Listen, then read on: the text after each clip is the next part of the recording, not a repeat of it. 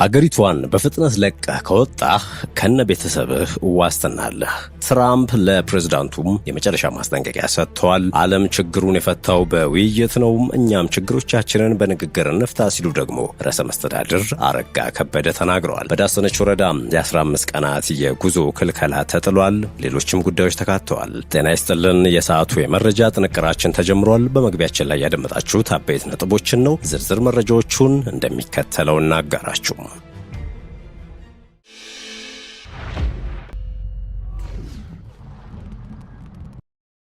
ወደ ቀዳሚው ጉዳያችን እናምራ።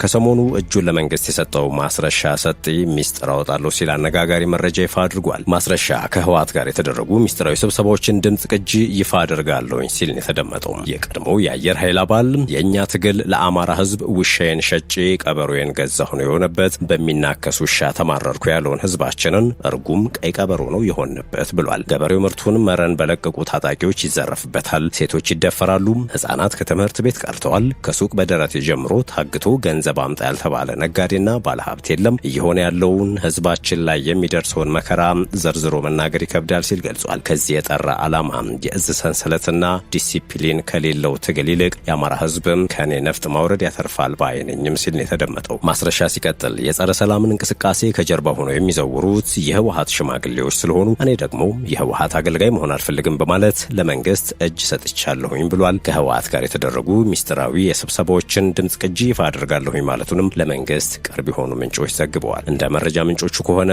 ይህ ሚስጥራዊ ስብሰባ ድምጽ ቅጂ እነ ዘመነ ምሬና ሀብቴ ከህወሓት መሪዎች ጋር እንደሚሰሩ ቁልጭ አድርጎ የሚያሳይ ነው ስለማለቱም ለማወቅ ተችሏል።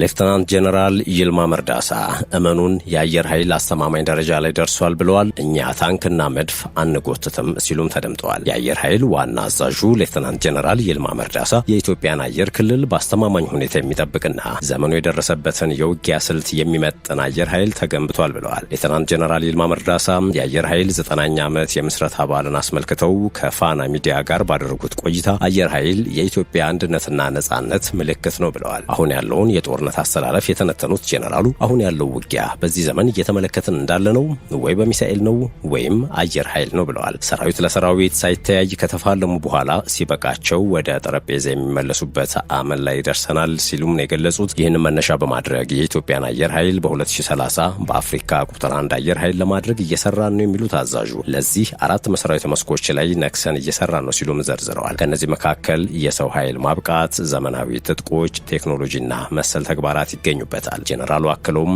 አየር ኃይል ኢትዮጵያ ከገነባቻቸው ዘመናዊ ሰመገናናና ረጅም ታሪክ ካላቸው ተቋማት ውስጥ አንዱ ነው ሲሉ በማስታወስ በታሪክ በሀገራችን ኢትዮጵያ ላይ የተከሰቱ አደጋዎችን መስዋዕትነት በመክፈል መቀልበስ የቻለ ተቋም እንደሆነም አስገንዝበዋል። በአፍሪካ ሀገራት በሰላም አስከባሪነት በመሰማራት የህዝቦችን ሉዓላዊነት አንድነትና ሰላም ማስከበር መቻሉንም ነው ያነሱት። ኢትዮጵያም ታፍራ ተከብራና ሉዓላዊነቷ ተጠብቆ እንዲቆይ አየር ኃይል ከፍተኛ አስተዋጽኦ ማበርከቱን አጽንኦት ሰጥተዋል። የኢትዮጵያ አንድነትና ነጻነት ምልክት ነው ሲሉ የጠሩት አየር ኃይል የተቃጡ ወረራዎችም ከመቀልበስ አንጻር አይተኬ ሚና መወጣቱንም አስታውሰዋል። አየር ኃይል በኢትዮጵያ የመንግስታት ለውጥ ሂደት ላይ በርካታ ውስብስብ ችግሮችን በማለፍ አሁን ላይ መድረሱንም አመልክተዋል።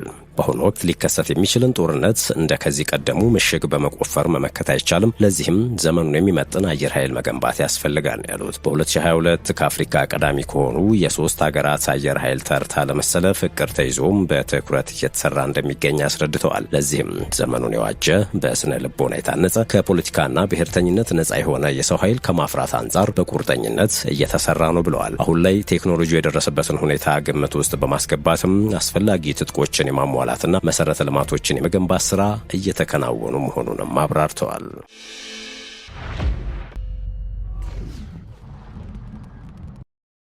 የተከበራችሁ የሸገር ታይምስ ቤተሰቦች የመረጃ ጥንቅራችን እንደቀጠለ ነው። የዓለም ጤና ድርጅት ዋና ዳይሬክተር ዶክተር ቴዎድሮስ አድሃኖም የዓለም ጤና ድርጅት በኢትዮጵያ መንግስት ጥያቄ ለጤና ሚኒስቴር ለማርበርግ በሽታ ተጨማሪ የምርመራ መሳሪያዎችንና ለጤና ባለሙያዎች መከላከያ ቁሳቁሶችን መላኩን በማህበራዊ ትስስር ገጻቸው ላይ አስታውቀዋል። ዶክተር ቴዎድሮስ ድርጅቱ የጤና ባለሙያዎች በደቡብ ኢትዮጵያ በበሽታው ከተያዙ ሰዎች ጋር ንክኪ ያላቸውን ሰዎች ተከታትለው ማግኘት እንዲችሉ ድጋፍ የሚሰጡ ተጨማሪ ባለሙያዎች መሰማራቱ መሰራቱንም ገልጸዋል። ዶክተር ቴዎድሮስ ባለፈው ቅዳሜና እሁድ ከዓለም ጤና ድርጅት የአጣዳፊ ምላሽ አሰጣጥ ስልጠና የወሰዱ ባለሙያዎችን ጨምሮ 2 ቡድኖች ወደ ሐዋሳና ጂንካ ተሰማርተዋል ብለዋል። የዓለም ጤና ድርጅት ኢትዮጵያ ወረርሽኙን በቁጥጥር ስር እስክታውል ድረስ ድጋፍ ማድረግ እንደሚቀጥልም አረጋግጠዋል። ይህ በእንዲህ እንዳለም በደቡብ ኦሞ ዞን የዳሰነች ወረዳ አስተዳደር የበሽታውን ስርጭት ለመቆጣጠር ለ21 ቀናት የህዝብ ማመላለሻ ትራንስፖርት እንቅስቃሴ እንዲቆምና ምሽት ቤቶችን ጨምሮ መዝናኛ ቦታዎች ላልተወሰነ ጊዜ እንዲዘጉም መመሪያ አስተላልፏል።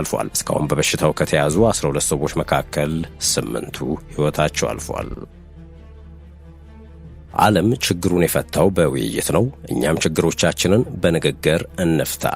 ርዕሰ መስተዳድር አረጋ ከበደ ያሰሙት ንግግር ነው። ርዕሰ መስተዳድር አረጋ ከበደ በምስራቅ ጎጃም ዞን ከአዋበል ወረዳና ሉማሜ ከተማ አስተዳደር ነዋሪዎች ጋር በተወያዩበት ወቅት ነው ይህንን ጥሪ የተቀበሉት። በውይይቱ ርዕሰ መስተዳድር አረጋ ከበደን ጨምሮ ምክትል ርዕሰ መስተዳድር አብዱ ሁሴን፣ በምክትል ርዕሰ መስተዳድር ማዕረግ የአስተዳደር ዘርፍ አስተባባሪ አማኑኤል ፈረድና ሌሎች ከፍተኛ የሥራ ኃላፊዎች ተገኝተዋል። ርዕሰ መስተዳድር አረጋ ከበደ መንግስት የአማራ ህዝብ ጥያቄዎችን ቆጥሮ በመለየት በሰላማዊ መንገድ ለመፍታት እየሰራ መሆኑን ተናግረዋል። በግጭት የሚፈቱ የአማራ ህዝብ መሰረታዊ ጥያቄዎች አለመኖራቸውንም ገልጸዋል። መንግስት ችግሮችን በውይይት ለመፍታትና ህብረ ብሔራዊ አንድነትን ለማጠናከር እየሰራ መሆኑን ተናግረዋል። እስካሁን ድረስ የተዛነፉ ትርክቶችን በማስተካከል ገዢ ትርክት ለመገንባት እየተሰራ ነው ብለዋል። ዓለም ችግሩን የፈታው በውይይት ነው፣ በጦርነት አይደለም። እኛም ችግሮቻችንን በንግግር መፍታት አለብን ያሉት መንግስት ችግሮችን በውይይት መፈታት አለባቸው ብሎ እንደሚያምን ተናግረዋል። ወደ ጫካ የወጡ ኃይሎች ለህዝብ እንሰራለን በሚል የማደናገሪያ ሀሳብ ተነስተው ከአማራ ህዝብ ታሪካዊ ጠላቶች ጋር እየሰሩ ህዝብን ለከፋ ችግር ዳርገዋል ሲሉም ገልጸዋል። ይህም ዓላማና ግቡ ከጠላት ጋር ተባብሮ ሀገር ማፍረስ ነው ብለዋል። በሚያነሱት የማደናገሪያ ሀሳብ ህዝብ መደናገር እንደማይገባውም አስገንዝበዋል። መንግስት ተደጋጋሚ የሰላም ጥሪ አቅርቧል፣ ብዙዎችም ተቀብለውታል። እስካሁን ድረስ ጥሪውን ያልተቀበሉም አሉ ብለዋል ርዕሰ መስተዳድሩ። ህዝባችን ሰላም እንዲያገኝ አሁንም ለሰላም ዝግጁ ነኝ፣ ለሰላም ተስፋ አንቆርጥም፣ የመጨረሻው መቋጫም ለሰላም እንደሆነ እናምናለን ብለዋል። ከውጭ ኃይሎች ተልዕኮ እየተቀበሉ ሀገርን በጦርነት ለማተራመስ እየሰሩ ያሉ አካላት መኖራቸውንም ተናግረዋል። ከግጭትና ከድህነት አዙሪት ለመውጣት ሰላምን ማረጋገጥ እንደሚገባም ገልጸዋል። ትምህርት ከየትኛውም የፖለቲካ ሀሳቤ ገለልተኛ ነው ያሉት ርዕሰ መስተዳድሩ፣ ነገር ግን ህጻናት ከትምህርት ገበታ ውጭ እንዲሆኑ መደረጋቸውን አንስተዋል። ተማሪዎችን ከትምህርት ገበታ ውጭ በማድረግ የህዝብ ጥያቄ አይመለስም፣ ይህን አካሄድ በቃ ልትሉት ይገባል ነው ያሉት። የልማት ጥያቄዎችን ለመፍታት እንደሚሰራም ተናግረዋል። የመልካም አስተዳደርና የአገልግሎት አሰጣጥ ችግሮችም ይፈታሉ ነው ያሉት። መሪዎች ተገቢውን አገልግሎት እንዲሰጡም አሳስበዋል። ከተናጠላዊ ሁኔታ በመውጣት ህብረ ብሔራዊ አንድነትን ማጠናከርና የህዝብን ተጠቃሚነት ማረጋገጥ እንደሚገባ ተናግረዋል። ኢትዮጵያ ተጽዕኖ ፈጣሪ እንድትሆን ከግጭት አዙሪት መውጣትና ለሀገር ልማት መስራት እንደሚገባም ገልጸዋል። ሰላማቸውን መጠበቅ፣ ከጸጥታ ኃይሉ ጋር በአንድነት መስራት እንደሚገባ ነው ያሳሰቡት። ከሰሞኑ ከአማራ ክልል መንግስት ጋር መሳሪያ አንስተው ግጭት ውስጥ ከገቡ የፋኖ መሪዎች መካከል ካፒቴን ማስረሻ ሰጤን እጁን ለመንግስት የጸጥታ ኃይሎች የመስጠቱ ዜና ጭምጭምታ መሰማቱ ይታወቃል።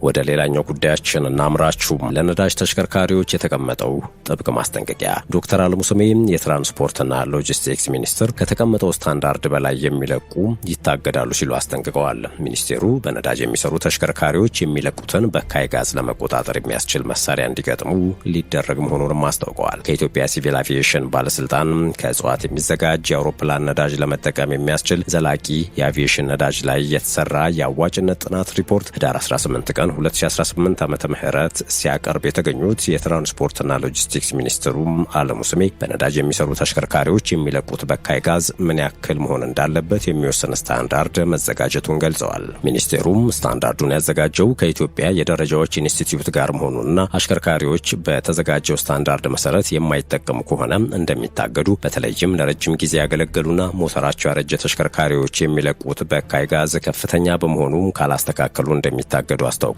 ተሽከርካሪዎች የሚለቁት የጋዝ መጠን በሕጉ ከተቀመጠው በላይ መብለጥ እንደሌለበት መጠኑን ያስቀመጠ የሕግ ድንጋጌ ተዘጋጅቷል። ይህ ሕግ ስራ ላይ መዋሉ በካይ ጋዝ እንዲቀንስ ያደርጋል። ስለዚህ በቅርቡ ስራ ላይ መዋል እንጀምራለን ብለዋል። ስታንዳርዱን ተግባራዊ ለማድረግ የሚያስችል ቴክኖሎጂ መኖሩን የገለጹት ሚኒስትሩ አሽከርካሪዎች ቴክኖሎጂውን መጠቀምና ስታንዳርዱን ማሟላት ግዴታቸው እንደሆነ ተናግረዋል። ነገር ግን ስታንዳርዱ ሲዘጋጅና ሁሉም ተሽከርካሪዎች ሊጠቀሙበት ይገባል ሲባል በነዳጅ የሚሰሩ ተሽከርካሪዎች ሙሉ በሙሉ እንዳይኖሩ ይደረጋል ማለት ሳይሆን የሚለቁትን በካይ ጋዝ መቆጣጠር እንዲቻል መሆኑን አስረድተዋል። አሽከርካሪዎች የተዘጋጀውን ሕግ ተግባራዊ እያደረጉ መሆናቸውን እንዴት ለመቆጣጠር እንደተሳሰበ ተጠይቀው በሰጡት ምላሽም እንደ ተቆጣጣሪ አካሉ በሚያዘጋጀው አሰራር መሰረት ቁጥጥሩ እንደሚደረግ መናገራቸውን ሪፖርተር ዘግቧል። ይህ አሰራር ተግባራዊ ከመደረጉ በፊት የእፎይታ ጊዜ ተሰጥቶ እንደነበር ያስታወሱት ዶክተር አለሙ ስሜን አሽከርካሪዎች እንዲዘጋጁ የሚያደርግ ነበር ብለዋል። አሁን የእፎይታ ጊዜው ተጠናቆ ወደ ስራ ልንገባ ነው። ስለዚህ በህግ ስልጣን የተሰጠው አካል የሚቆጣጠርበት መሳሪያዎች አሉት። በዚያ መሰረት እየዘመነ በፌዴራልም በክልልም የሚገኙ ተሽከርካሪዎች ተግባራዊ ማድረጋቸውን ያረጋግጣል ሲሉ አብራርተዋል። ከዚህ ቀደም አሮጌ ተሽከርካሪዎች ወደ ሀገር ውስጥ እንዳይገቡ መደረጉ የመጀመሪያው እርምጃ እንደነበር አስታውሰው በሌሎች ሀገሮች ለረጅም ጊዜ ያገለገሉ እንደመሆናቸው የሚለቁት ጋዝ በከፍተኛ መጠን የሚበክል እንደነበር ገልጸዋል። አክለውም በነዳጅ የሚሰሩ ተሽከርካሪዎችን ከመከልከል ይልቅ ከውሳኔው በፊት የገቡና አገልግሎት እየሰጡ የሚገኙ ተሽከርካሪዎችን የሚመለከት አሰራር መኖር በማስፈለጉም መዘጋጀቱን ገልጸዋል። የሸገር ታይምስ ቤተሰቦች የመረጃ ጥንቅራችን አሁንም እንደቀጠለ ነው። ወደ ቀጣዩ መረጃችን እንለፍ። ጥገና ላይ የሰነበተው ወንጂ ስኳር ፋብሪካ ስኳር የማምረት ስራውን ይጀምራል ተባለ። የክረምት ወቅት ጥገና ሲደረግለት የሰነበተው ወንጂ ስኳር ፋብሪካ ከህዳር 22 ቀን 2018 ዓ.ም ጀምሮ ሸንኮራ አገዳ በመፍጨት ስኳር የማምረት ስራውን ይጀምራል። ሸንኮራ አገዳ ወደ ፋብሪካው የሚያጓጉዙ ማሽነሪዎችና የፋብሪካው የጥገና ስራ መጠናቀቁን የወንጂ ስኳር ፋብሪካ ዋና ስራ አስኪያጅ ጽህፈት ቤት ኃላፊ አቶ ጁዌል ለላንጎ ተናግረዋል። በዲዛይን ካፓሲቲው መሰረት የፋብሪካው በቀን ሸንኮራ አገዳ የመፍጨት አቅም 6250 ቶን መሆኑን ገልጸው ያለውን የሸንኮራ አገዳ አቅርቦትና ሌሎች ምክንያቶች ታሳቢ በማድረግ በቀን 4890 ቶን ሸንኮራ አገዳ በመፍጨት ስራውን ይቀጥላል ብለዋል። በአመት 601547.25 ቶን ሸንኮራ አገዳ በመፍጨት 7239.8 ቶን ስኳር እንደሚያመርትም አስገንዝበዋል። ፋብሪካው በሙሉ አቅሙ ሸንኮራ አገዳ መፍጨት እንዲችል በአርሶ አደር ማሳ ተጨማሪ የሸንኮራ አገዳ ማሳ ለማልማትም እቅድ ተይዞ እየተሰራ መሆኑን አስታውቀዋል። የሸንኮራ አገዳዎችን ዝርያ የማሻሻል፣ ሸንኮራ አገዳ የመፍጨት፣ ስኳር የማምረት አቅምና የጨመቃ ሂደት ላይ ምርታማነትን የሚያሳድጉ ስራዎች በጥገና ወቅት መከናወናቸውን ጠቅሰዋል። ለዘንድሮ ስኳር የማምረት ስራ በአማካይ 13.9 በመቶ የስኳር ይዘት ያለው የሸንኮራ አገዳ ዝርያ ለፋብሪካው እንደሚቀርብም ተናግረዋል ሲል ኢዜአ ዘግቧል።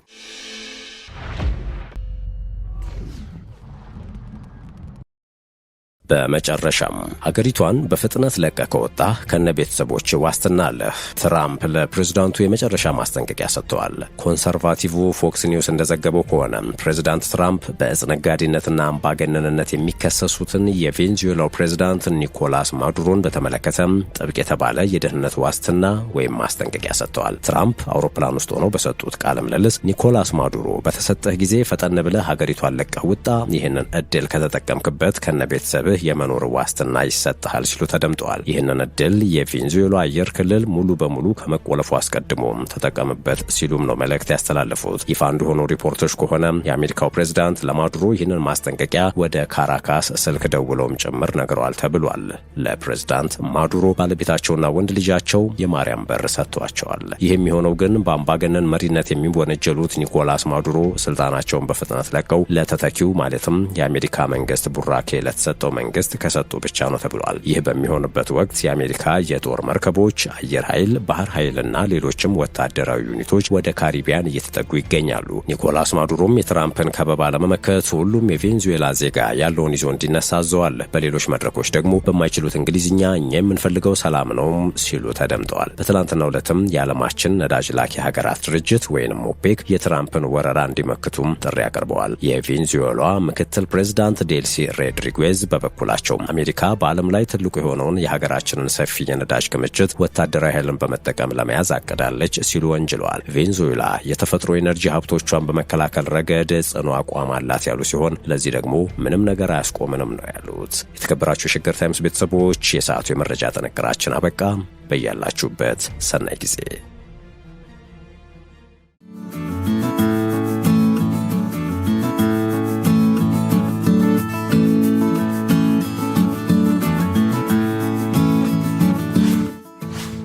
ሸገር ታይምስ ሚዲያን ሰብስክራይብ በማድረግና ደወሉን በመጫን ይከተሉን።